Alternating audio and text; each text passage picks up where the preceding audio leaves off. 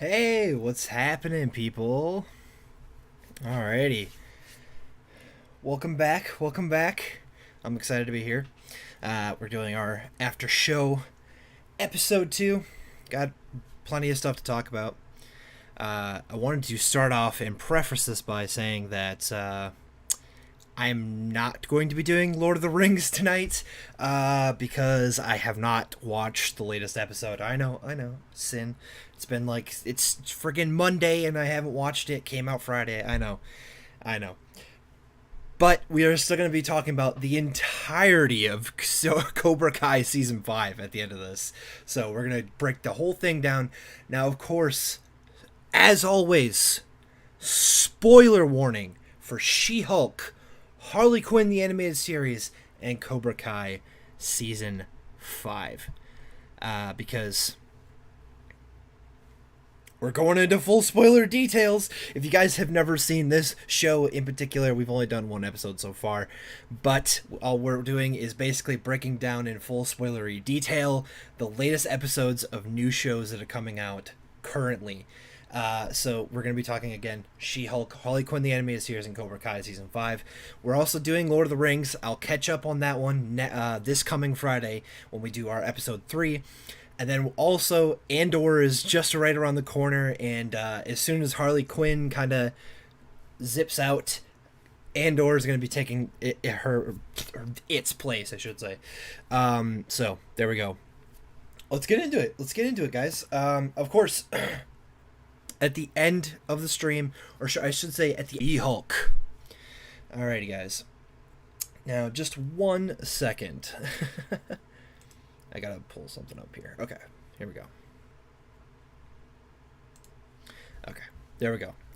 Alright, She-Hulk, Episode 4. Episode 4. Alright, so, again, I gotta preface this by saying that I absolutely enjoy this show. I have dug every single episode of it so far. I haven't been disappointed at all. It's very much so the like PG-13 kind of Deadpool kind of thing, which is honestly it works really really well. It's just like the comics, and I really love that. Also, Tatiana Maslany, peak MCU casting, just so good. All right, let's get into the episode. This is episode 4. I can't remember the name of the episode. It has something to do with magic, I think. Anyway, so the first thing that happens is Marvel completely fucks with all the fans. Because they named the magician who's like the central issue in this episode Donnie Blaze. Which I was just like, seriously, you really, come on, Marvel. And of course, if you don't know what I'm talking about, I feel bad for you, because that means you don't know who Ghost Rider is, who is just... God, don't get me started on Ghost Rider, dude. I love Ghost Rider, and I have been dying to see him in the MCU. But instead, we get Donnie Blaze. Okay, yeah, God. Ugh, God. All right, Marvel, I see what you're doing, and I'm not sure if I should be angry or if I should just keep laughing. But it is what it is. So they started off by screwing with us with the Donnie Blaze thing. But it's actually pretty funny storyline that involves Wong. And so he starts the magic show off, and then it gets this very drunken lady to step through a portal. And I'm pretty sure that during her off-screen adventure, she basically sells her soul to the devil, which, I mean, here comes the Mephisto confirmed rumors again. But this one's on you, Marvel, because this one you did on purpose. Which just hilarious that they're actually just... I love the whole meta commentary that they're doing with the show. It's just really funny, and it keeps it very, very entertaining, at least for me. So I really enjoyed that. And then we get into the part where Wong gets involved, because he's sitting there watching The Sopranos, and this lady named Madison, with two N's and a Y, but it's not where you think, shows up, and she spoils the goddamn episode for Wong. And it's been really funny watching certain reactions to people who haven't seen The Sopranos, and they're like, "Oh, come on, dude!" in the reaction. That's been a lot of fun too to see that. That's really hilarious. But yeah, so then that ticks Wong off so badly that he's like, "Okay, I'm gonna sue this asshole." And so that becomes like the main like A plot. And so you get into that, and then they get into like he goes and sees her in the start. They basically are trying to do a cease and desist thing, and that all plays out up until like the first courtroom scene, which is just hilarious. But it absolutely does not go their way. They're gonna have to potentially go to trial for this issue, which is very interesting. And there's a lot of, this is like where some of the really cool kind of aspects kick in, because you're like, yeah, how does that work? How does the whole mystical arts thing work in in like a law setting? We didn't really get to dive into that, but I mean, again, we're like 20-30 minute episodes, and there's only like 9 of them, and there's so much other stuff going on that it's like, we can't really get into the actual nerdy shit here. But after that courtroom scene, then we kind of get into the B plot, which is Jen going on dates. She goes on one really awful one. It's the only one she could get because apparently Tatiana's not an attractive woman. You gotta be kidding me there. And so she just gets this really god-awful date, the one and only date she could actually get, and it's just terrible. And then that leads her to do to set up a profile for She-Hulk. And as She-Hulk, apparently everybody wants to date She-Hulk, which I think that's just become a thing apparently on the internet at this point too, which is hilarious. Which is, again, that kind of goes back to the Resident Evil Village situation, and if you know, you know. Oh, I swear, the people on the internet have some fascinating kinks. Let's just put it that way. But yeah, so then we get into her doing those dates. Now there was one very in particular interesting date. She goes on a date with a She-Hulk fan, and this guy asks some very interesting questions, specifically about her having impenetrable skin, and if vibranium would work. So I have two theories. I think this might have been one of the guys. Okay, if you remember from the Wrecking Crew, one of the guy who actually stabbed her and was trying to get her blood was wearing a mask, a ski mask, and we didn't get to see his face. Now I didn't really like put too much like effort into this to see if it was like the same cast, if it was the same person in the cast list or anything like that, or so I don't know. I could be wrong, but it could be the guy who had the face mask on, because he was the only one that was like masked up. At least from memory, I think he was the only one that was masked up.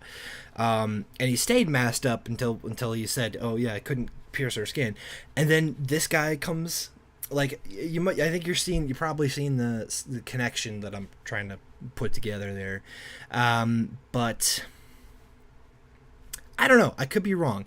The other theory is that it is potentially the guy who's behind this, and we could find out that he's some other obscure villain potentially. I don't know, but it was just very curious the questions he was asking in that date, which was they played it off as just funny, and it was just another bad date for She-Hulk. But I think that was a scene to maybe pay attention to, because we're still getting through line. We got each episode's going to give us some through line, and I think we got to pay attention to that.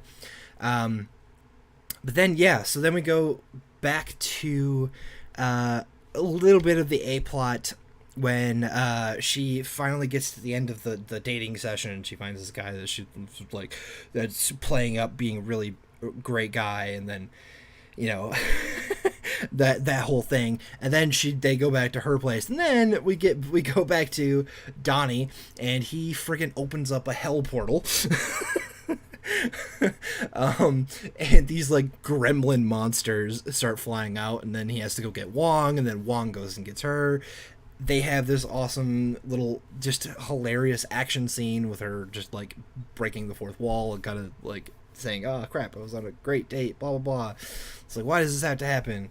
Again, really continuing that arc of she has to realize that she is the hero now. Like she is that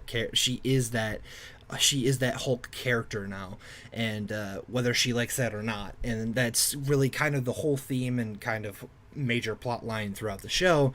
And so she's gonna have to become who she will be in the future, basically. Yes, we get through the whole Donnie Blaze section, and then she basically uses one of the hilarious gremlins to force them into agreeing to the cease and desist, which again I think at that point I'm pretty sure like ends that court case. I don't know if that's how an actual law system works or not, but yeah, it is what it is. But yeah, so there we go. So that's like the main plots. And then we get to the ending section, which sets up, I believe, probably the next episode or potentially the next couple of episodes. We're going to find out. But finally, Titania is no longer just like the news headline. She's coming back to be the character now. She tries to sue Jen at the end for the name She-Hulk. So that's really interesting kind of final moment setup that I think is going to play out really hilariously. Just everything they do in this show, just a chef's kiss. It's just hilarious, fun, funny, meta, just well done. I absolutely love this show so far. We're only 4 episodes in. We still got, another 5 episodes to go. Then they could potentially squander some things. I'm very, very excited about the whole Daredevil episode. I can't wait for that episode. It's going to be so much fun. I keep thinking about it, and I keep thinking about why is a New York lawyer and superhero in LA? Like or is Jen for some reason in New York? We're gonna find out. Yeah, it's I love this show. I can't really say enough good things about it.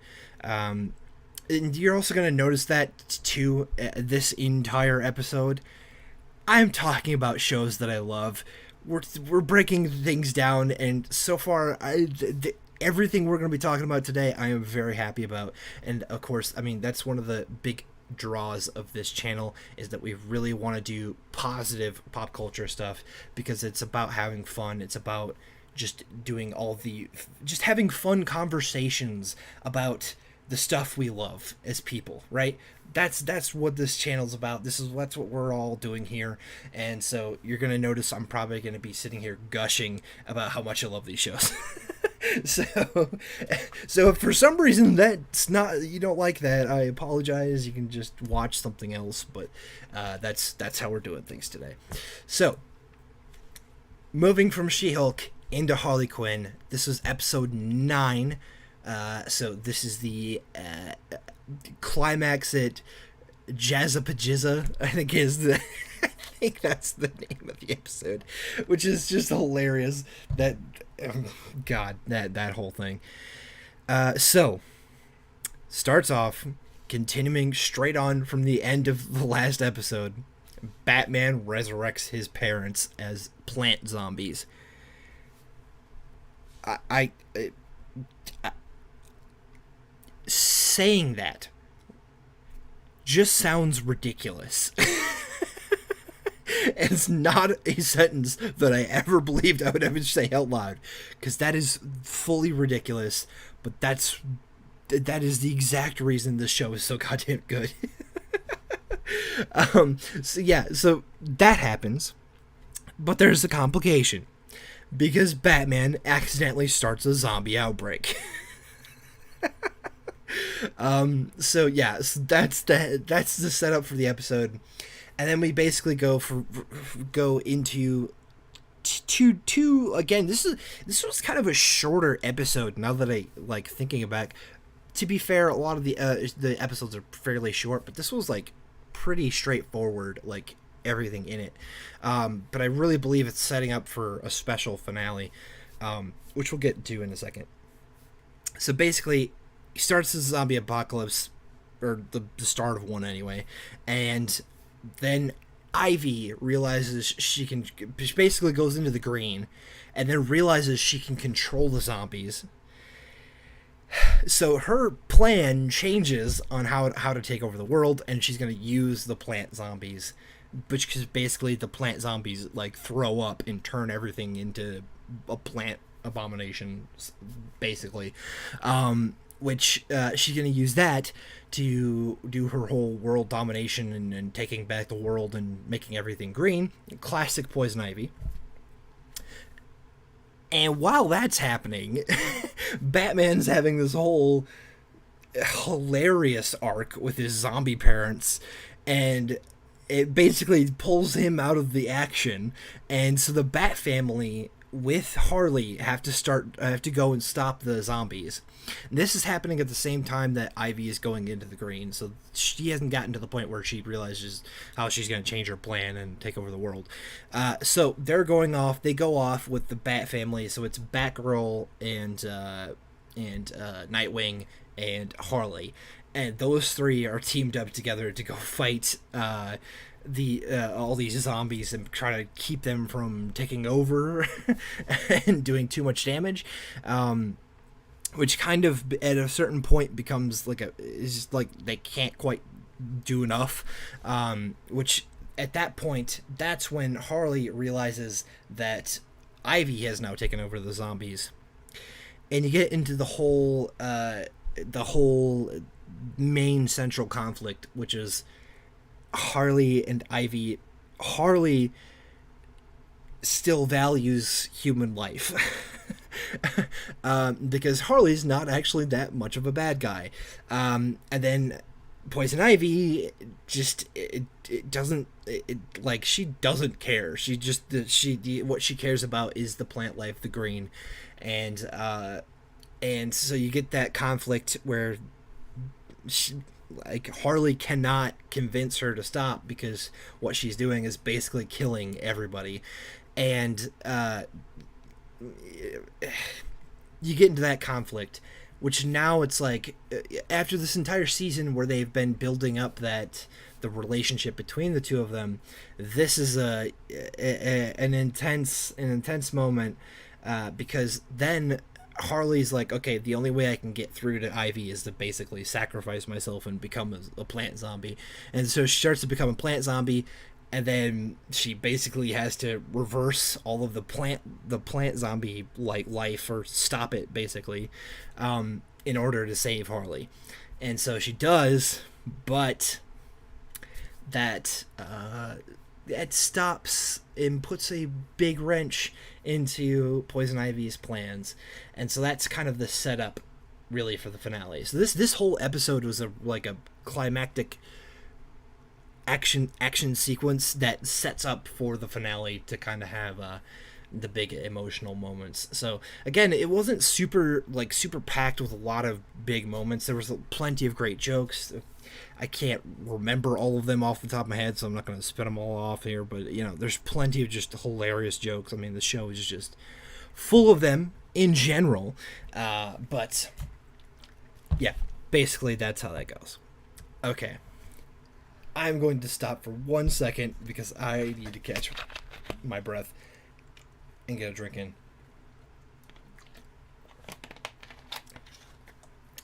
Okay. I sped through those 2 episodes of those 2 shows, and you probably can guess why, because I am the most excited to talk about Cobra Kai Season 5. And also, this is going to take up most of this episode. I was originally going to do like one episode of after show to just do She-Hulk, Harley Quinn, and Lord of the Rings, and then do a completely separate special episode for Cobra Kai. But then I didn't watch the Lord of the Rings yet, and I just like I don't know that there's enough of me for me to talk about when it comes to the latest 2 episodes of these shows to fill a whole episode. So I figured I'd just do these real quick, just get through them, and focus on Cobra Kai in this episode. Now, again, spoilers. If you have not watched all of season 5 of Cobra Kai, which I know is a full 10 episodes, if you have not watched all of them, click away now. It's okay. You won't hurt my feelings. Just come back afterwards. This will be a VOD on the channel after we're done streaming. We're going to get into full spoilers, and I'm going to talk about as many things as I can remember off the top of my head. Actually, I have a list of things. But we're going to go into full spoiler detail. So, okay. The show kicks off right where season 4 ended. We just had the crazy tournament arc. Miguel has left for Mexico. Robbie and Johnny are trying to mend fences. Chosen shows up at the last minute to help Daniel because we have to stop Terry. And Terry is expanding Cobra Kai. That's where we start off, and things just... This season... It's so good. It's so good. If Stranger Things season 4 did not come out this year, there would be like, I mean, Peacemaker was friggin-tastic, but Cobra Kai, this show is just in a league of its own. It has absolutely no business being so goddamn good, and it seems like the quality just never dips. It never dips at all. It just finds a way to stay ridiculously good. Miguel, the whole Mexico arc. Let's start with that. It's short. It's only the first 2 episodes. But the short time that we have it there, it's very impactful because it gives us it's again, like, how do I say it? It's just impactful. It's just an impactful part of Miguel's arc. It helps him grow, and it also sets the theme, like this theme of the whole like Johnny side, like all those characters, so Miguel, Robbie, Carmen, Johnny, like that whole side of the story, this arc sets the theme for that. It's all about fatherhood and kind of like parenthood and how that affects relationships. And so they build on that throughout the entire season. But it starts with Miguel learning that his real father, is basically like pretty much like a cartel leader or something. Which is just crazy, but I mean that's kind of what we were like, oh yeah, that's kind of where we were leaning towards things. They didn't really like push it. They didn't actually like explicitly say that's what he was or anything. They didn't really tell us much about that, but he shows his true colors, and they kind of like lure you in to make you think, oh, maybe he's not really that bad of a guy. But then you also trust Carmen, because why would she lie about that, especially like, yeah, it wouldn't make sense for her to lie about that. So you're like, okay, what's actually happening? When's this gonna break? And they did a good job of that. It was, again, really quick, but they got to the point of it.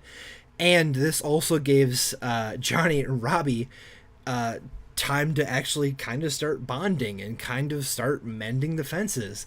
And it's perfect that they started to do that at the beginning of the season because of where the arc continues on. Let's stop for a second and talk about Daniel and Chosen, because right out of the gate, it's like the season literally starts with Terry, like a commercial of Terry expanding Cobra Kai, and then it's Daniel and Chosen are just like, they have to face off against Terry, and it's just, I have to say, Chosen is an amazing addition to this cast. An amazing addition. He's just so hilarious, but also totally badass. It's just, they did a really great job of, I mean, they always do, though. I mean, like, they haven't had a single classic character introduction or reintroduction into this show that hasn't absolutely worked. Like, that's a part of the charm of this show, is just they do it so well. And it's just, it's so good. It's so good.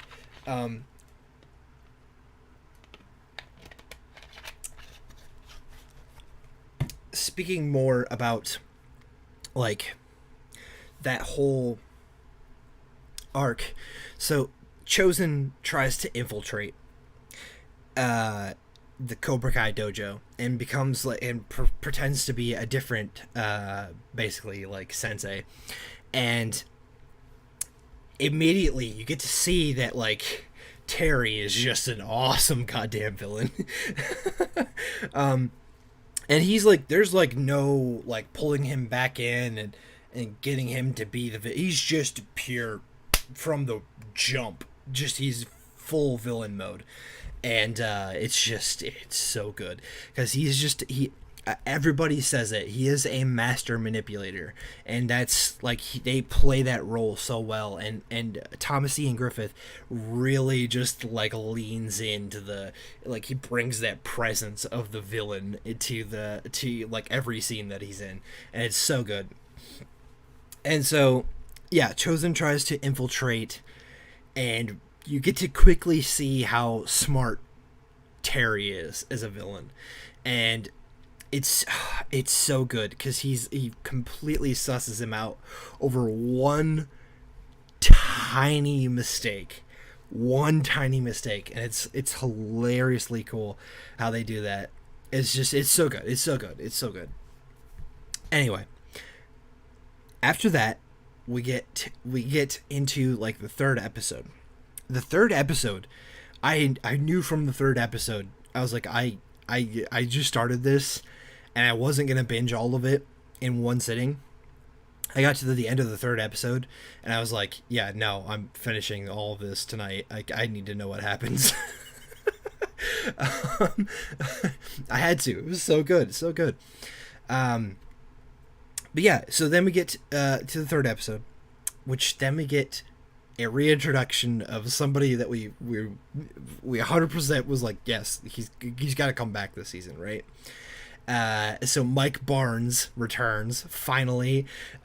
We get a hilarious way of like pulling him in, and he turns out he's a like furniture store owner, and which is it's just what I can't, there's not enough descriptor words for me to use right now to describe how just well written this show is. Like, every episode is just so damn good. So they get into that, they bring Mike Barnes back, and then we get to kind of come back to and he returns as a good guy, just to make sure,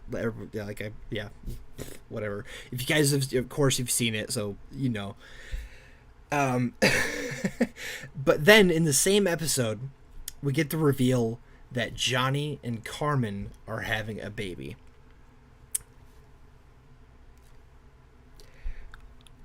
Absolutely did not see this coming at all, but it's the absolute perfect arc for this, for Johnny, for Miguel, and for Robbie. Like, it's the perfect arc for that entire family, because it's this new central thing to really pull everybody together and kind of unify like everybody, and to repair and build on those relationships. Excuse me. Apologize. Again, live. Sorry.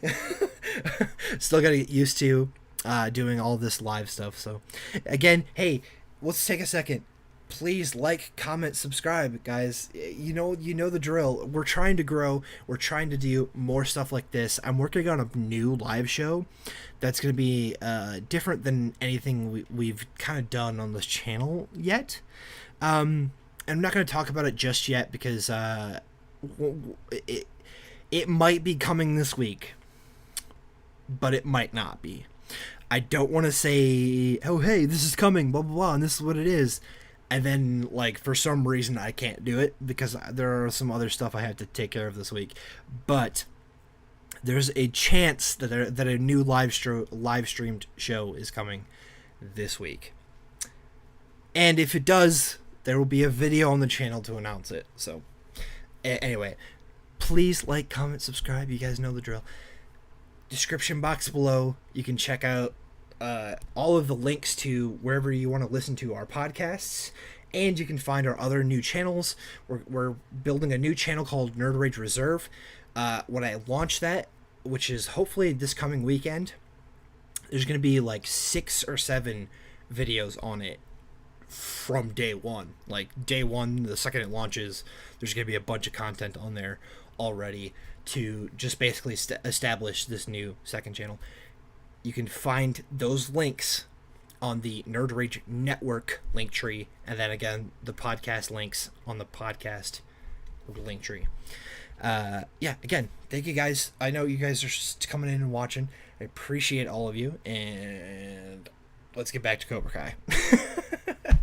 Okay. So, you get the whole episode 3 out of the way. At the end of episode 3, I do need to mention this.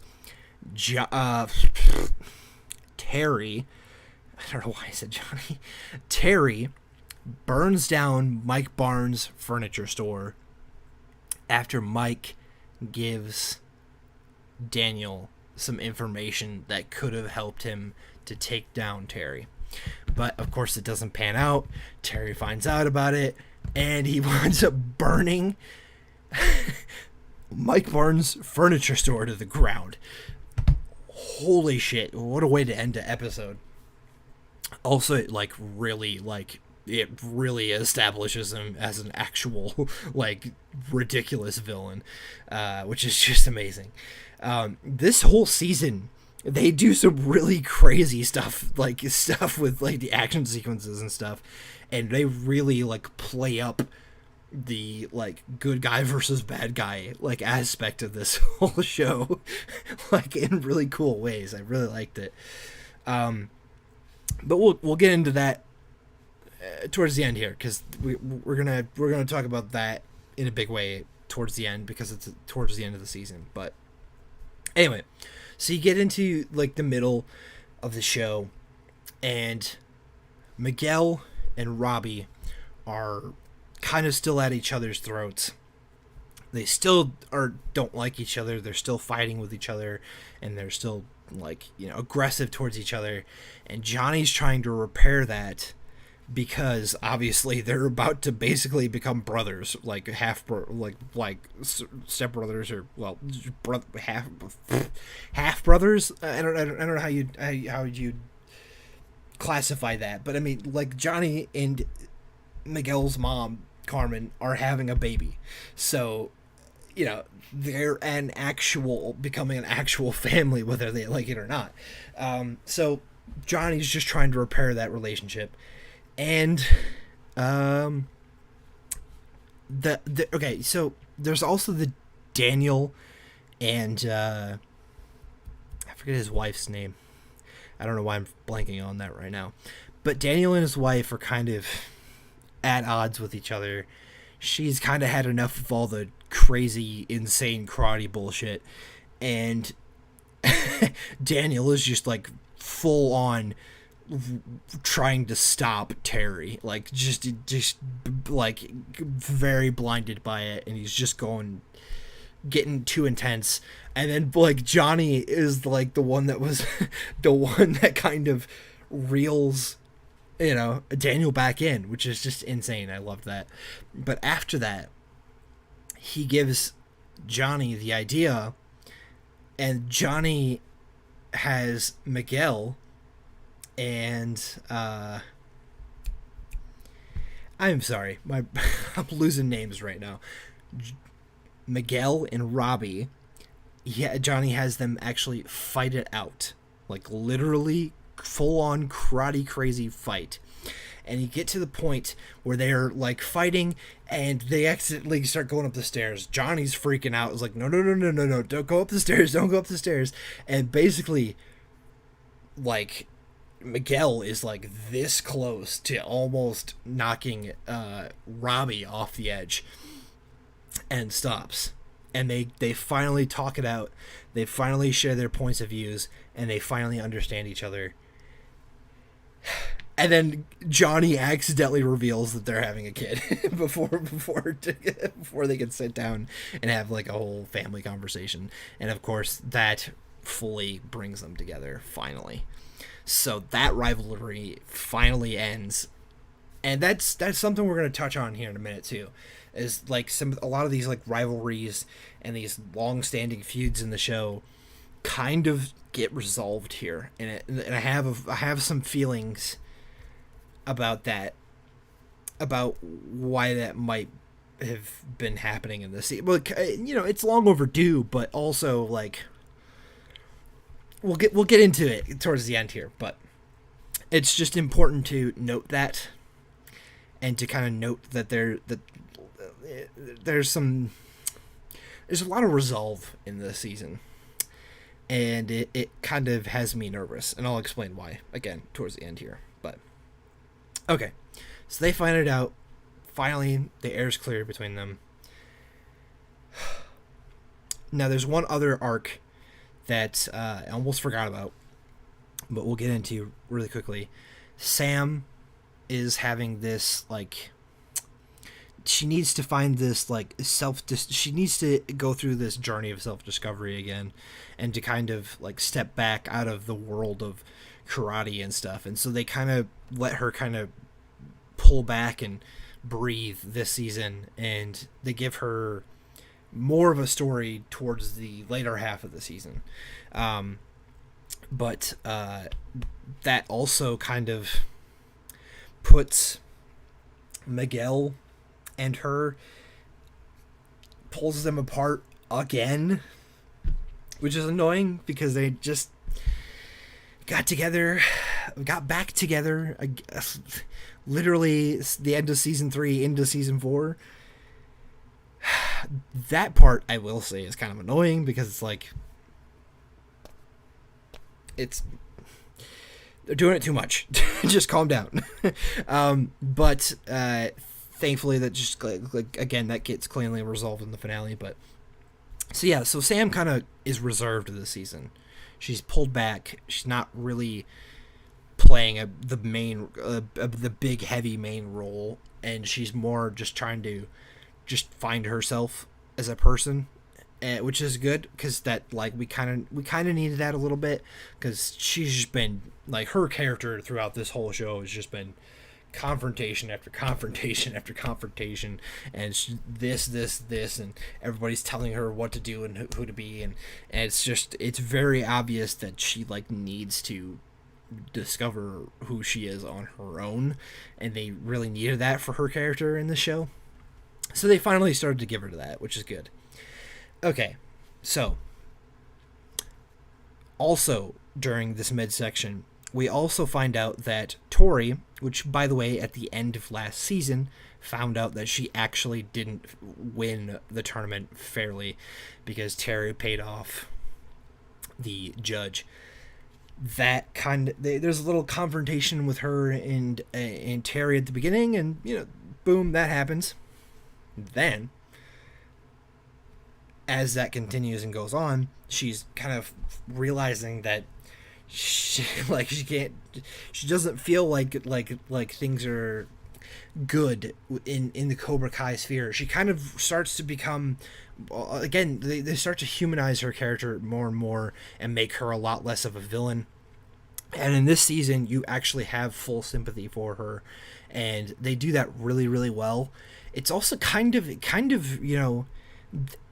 the first couple of episodes of the season, they do a really good job of like making you feel like almost like it's very similar to like how Chosen was kind of his kind of arc with a little bit. It kind of has a similar kind of thing, like character wise. Like they kind of compare those characters a little bit, and yeah. So we find out that she is actually working with Kreese to try and take down Terry.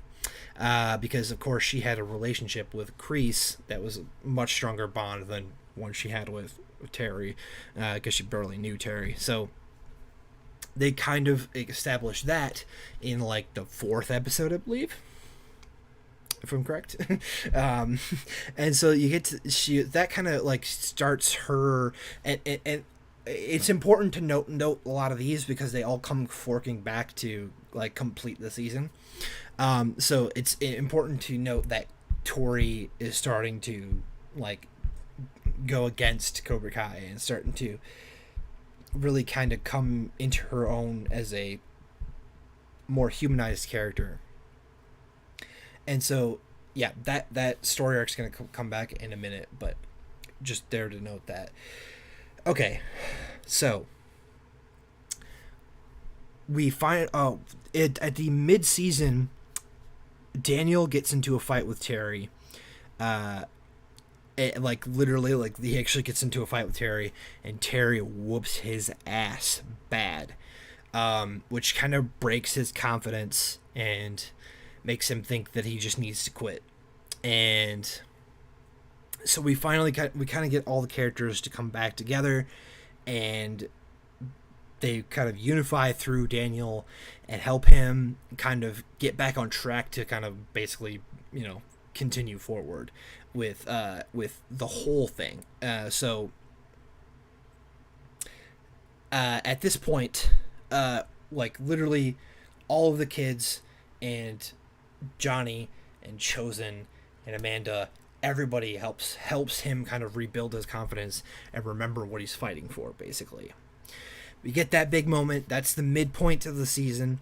And then we get into some really cool stuff where we get to this, like, my favorite sequence. One of my favorite sequences is the whole, the kids training with Chosen. Absolutely loved that. Again, I love Chosen this season. He's just a fantastic, again, I'll keep saying it. He's a fantastic addition to the show. Fantastic. I really hope if they do a season 6 that he's still there, that we still get to see a little bit more Chosen, and potentially Kimiko as well, because I kind of, again, we'll get into that in a second, but like, that was set up as something that we were like, whoa, hey, wow, okay, towards the end of the season. But anyway, so yeah, I really loved the Chosen actually training the dojos. And then we get into what we find out that Terry is trying to basically make Cobra Kai like the biggest name in karate globally, not just in the Valley, but globally. And the way he's going to do that is through a like secret underground, basically tournament called it's the Taikai, but there's like a name in front of that. I can't remember it right this second, but anyway, the Taikai. We're just gonna call it the Taikai. So the Taikai. So they basically find out about that, and the way to fight back is to basically enter their dojo to kind of compete against the Cobra Kai. And they both wind up qualifying, and they both wind up getting into the Taikai, which is really important because if they do a season 6, the Taikai is going to be the real important storyline that I think they're going to be pushing towards, because it'd be like I would assume like the final tournament arc. But yeah, so they get into the Taikai, and then Yeah, so at that point we kind of move past that. They're starting to have some, victory kind of in this kind of tug of war that they've been doing with Terry this season. And then things start to get crazy towards like the ninth episode, I believe, where they go out and they celebrate because they find out about Carmen and Johnny having a a baby. Sorry. They find out about them having a baby, and so they go out to celebrate, and the things get crazy. They get drunk as hell. We find out that Chosen actually has a thing for Kimiko, and that's why I would like to see kind of where that little arc pans out. And then we get this crazy sequence that had just these last two episodes like genuinely had me like like truly on edge. I was like, shit, they're not actually going to kill any of these characters, right? They're not actually going to do that, right? I kept asking myself that the entire time towards the end of that end of that ninth episode into the finale, and I knew something had to break. We knew something had to break because I couldn't just be all happy go fun go lucky stuff at the end of this season. Like they always lead up to some kind of epic brawl, and they do some awesome fight scenes at the end of like every season. That's the formula. That's the things we're used to. And so like what's gonna happen? Something's gonna get crazy. And well, it starts by them hopping in a party limo, basically, and they're all drunk. It's Daniel, Johnny, and Chosen, and they're all drunk in the basically this party limo, and they start driving off, and then they start realizing that whoever the normal driver is not actually the one driving, and it turns out Mike Barnes is back. And I love this sequence because Mike Barnes is just furious. And Terry really screwed things up for him bad, and he's clearly like jacked up on something, like I don't know, he's just losing his mind, angry as hell. And so we get this awesome moment where the main villain or the main antagonists of each of the Karate Kid films of the original trilogy, part 1 Johnny, part 2 Chosen, and part 3 Mike Barnes, all three of them finally meet together, and with Daniel there too, and that was just like a Karate Kid fever dream. It was like, what in the hell? What is this? This is amazing. Again, it's another part of the thing that this show just does incredibly well, like giving you those moments that you would never expect that you could ever see, but you did, and now it's like, holy shit. So yeah, we get this sequence. And Mike Barnes convinces Chosen and Johnny, because they're both a little bit goddamn hot-headed, to go and attack Terry at his house. Daniel obviously is the level-headed one. Is like, no, that's stupid. We're drunk. We're gonna get screwed up if we do this. We can't do that. He tries to be the voice of reason, but none of them are listening to him, and they're not having it. They're just like, yes, this is the perfect, let's go. We're gonna do this. And then, like, Johnny even makes, literally says, yeah, this is stupid, and he'll never expect that. But of course, it's Terry goddamn Silver. Of course he expects it. So we get into the finale. They go to his house, and things get crazy because they get there and they realize that fucking he's just got like tons of like karate thugs basically, and they all three of them start fighting. Mike Barnes gets taken out of the fight real early, and then Chosen basically starts to fight Terry one-on-one, and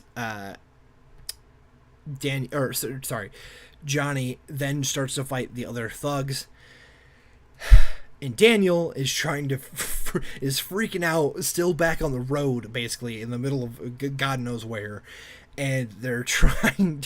He starts calling his wife and Carmen, and he's like, they're drunk. They're gonna be doing something stupid. We help, please. I need help, and it starts to just turn into absolute chaos. So you have all that happening, and then you go and you figure out what the kids are doing. And the kids are basically coming up with this plan thanks to Tori, who basically comes clean, and also, like, they have some resolve. She has some resolve with Sam. Like, for the first time ever, like, Sam starts to understand that, like, Tori's not the bad guy. She's really not. And she finally starts to understand and humanize that, like, okay, and like this rivalry, it's not has been as clear cut as I believed it to be, which is really good, because I think that's some resolve that they needed. And then that whole thing turns into, we need to stop Cobra Kai. So the kids come up with a plan, and they start enacting it, and they go to the Cobra Kai headquarters.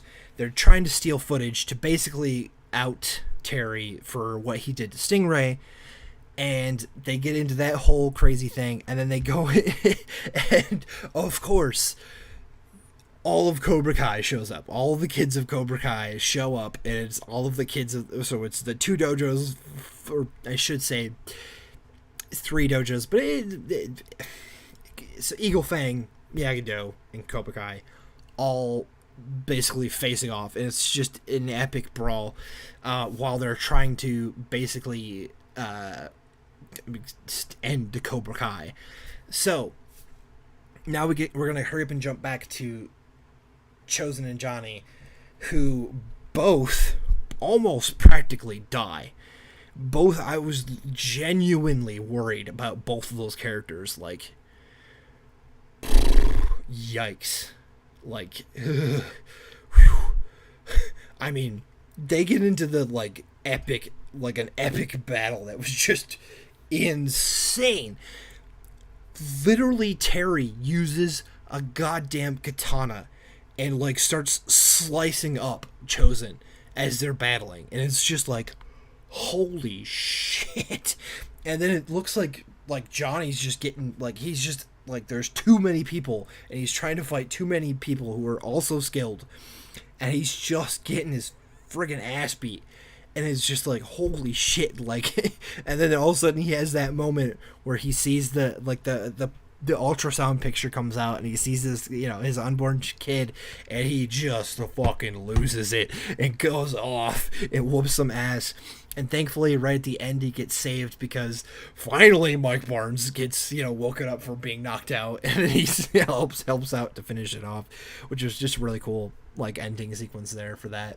But then Terry goes to the main dojo, because he's gonna, because he thinks he's defeated both Johnny and Chosen and Mike. So he's like, okay, they're done. I need to go handle Daniel and all them. So Daniel, his wife, Stingray, and Carmen, which Stingray basically like starts to become like a hero at the end. Basically, kind of gets his like redemption, which is really awesome. Again, that's another arc that I didn't just. Real quick, like, yeah, basically, yeah, you get it. So Stingray shows up, helps them. They all go to the kids. They go in there, and basically, as soon as they get there, they expose Terry. Terry's there. He shows up as well, and we get the final like face-off battle between Terry and Daniel. And Daniel uses the Quicksilver method that he was taught by Terry to defeat Terry, and he whoops his ass. And of course, we basically get that, like the clip of him admitting that he was like, doing shady shit. Like, that's on YouTube now. Like, they uploaded it to YouTube. By the way, hey, welcome. Hi guys, YouTube. So they uploaded it to YouTube, and they're basically exposing him, and you get all of that done. Crazy. everything comes to a head. They finally defeat Terry. It looks like all the kids at Cobra Kai quit basically, and we get to this like final finale moment. And at this part in the finale, I'm like, Cobra Kai is done. Sam and Tori, they might not be friends, but they've resolved their issues. Robbie and Miguel have resolved their issues. We get this moment where Robbie and Tori kind of basically are back to being boyfriend and girlfriend. Same thing with Miguel and Sam. So there's resolves there. There's like no more villains to defeat. We'll talk about Kreese in a second though. But like everything is just like wrapped up and clean. Yes, they can do the Taikai, but it feels like they could just end the show here. And I'm worried they did that on purpose, because I'm worried that they think that this might be the final season. And I that would suck. That would really suck. I really would like to see at least maybe a season or two more. But it's on Netflix, and we all goddamn know we cannot trust Netflix because Netflix loves to cancel fan favorite stuff because of their way of doing things, which is something that we'll wind up talking about a lot on the podcast, the main podcast, Nerd Talk. But I don't know about any of you guys, but I'm certainly worried. Because there was just so much resolve. Like, there was like a lot of resolve. They crammed in a ton of resolve for a lot of the characters. And so I'm like, shit. So we got the Taikai, and then we got to deal with one other small issue. I say small, but we all know it's not a small issue. Kreese escapes prison by faking his death. And so the friggin' season ends with him escaping and him walking out of prison.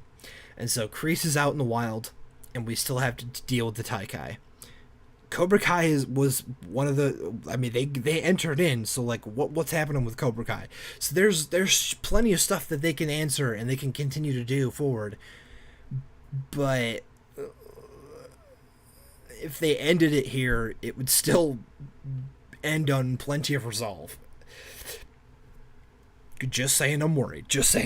But I absolutely loved this season. This season might even just be my favorite season of the show so far. I mean, season 4 was really good, and season 3 was really good as well. I don't know. It might be my favorite season though. Anyway, guys, there it is. That's it. Cobra Kai season 5, Harley Quinn episode 9, and She-Hulk episode 4. That's it. Boom. We're done. Any questions? If you guys want to fire them in now. I don't know how many people might be watching this. Again, we're still a newer channel. We're still in the early phases of building this community. So if there's not anybody that has any comments or any theories or anything to talk about any of these 3 shows, that's okay. You guys can also just comment if you're watching back through the VOD. Comment down below. We'll catch you guys excuse me, later. I will comment. I try to go back and comment on stuff. And again, there's plenty of other content coming too. Yeah, so, okay. Checking right now. Does not seem to be any comments firing in. So, please like, comment, subscribe. If you guys are watching this as the VOD, appreciate you. Please go check out our other content on this channel. Go to the description box below. Both of those link trees have tons of links to our podcasts and our other channels. You can find all of our content. Join the Nerd Rage Network. We would love to have you guys here. Thank you again, and we'll catch you very soon, including this Friday when we do more after show. Thank you guys for watching.